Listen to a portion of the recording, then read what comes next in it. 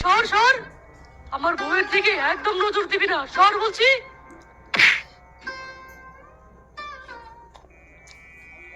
তুমি তো আমায় ছেড়ে চলে গেছো অনেক দূরে, সুখে আছো শুনলাম আমি, বাসায় আয় আমায় সুরে, কতটা যন্ত্রণাময় চেকা খাইলাম দুইবার, জানলাম না তো কারো মনের কথা।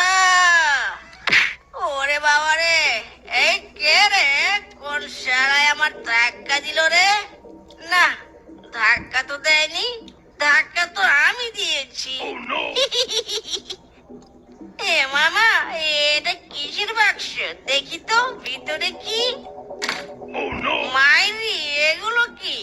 দুটো শিল, দুটো পাটা, শিল পাটা, এগুলো দিয়ে তো ঘষাঘষি বাটাবাটি করে। দেখি তো আমিও একটু ঘষাঘষি করি। হলুদ বাটো, মেহেন্দি বাটো, বাটো বিয়ের ফুল, বিয়ের সাজে সাজবে মিসকে বলবে যে কবুল।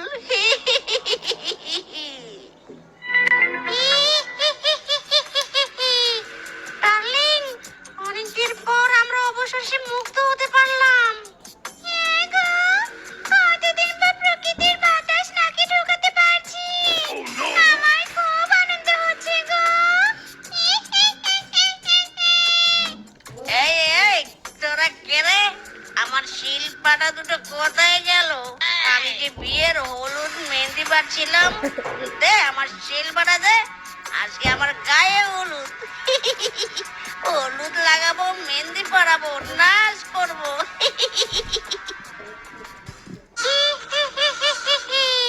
আমরাই তো শিল্পাটা রে।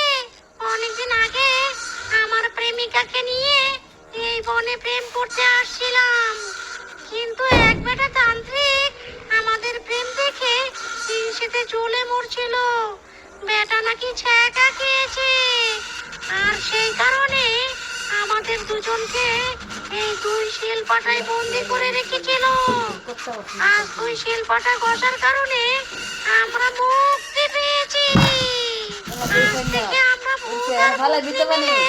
আবার প্রেম করব।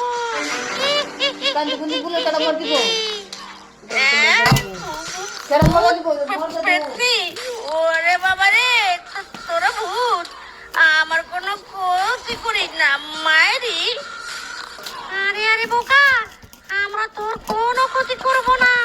তুই তো আমাদের উপকার করেছিস, আর তাই আমরা তোর একটা ইচ্ছে পূরণ করব। বল, তোর কি ইচ্ছে আছে?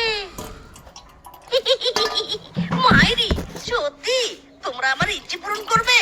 তাহলে করো করো, তোমরা আমাকে এমন শক্তি দাও যাতে আমি সবার মনের কথা জানতে পারি, সবার মন পড়তে পারি। ঠিক আছে, তোর ইচ্ছে পূরণ করলাম। আল্লাহ মাহবুদের লাইটটা যদি ফুয়া খালি কোনো রঙে যা, খার আগে তুই খাওয়ার সময় দেহ, ওই আগার সময় খালি দেহে না।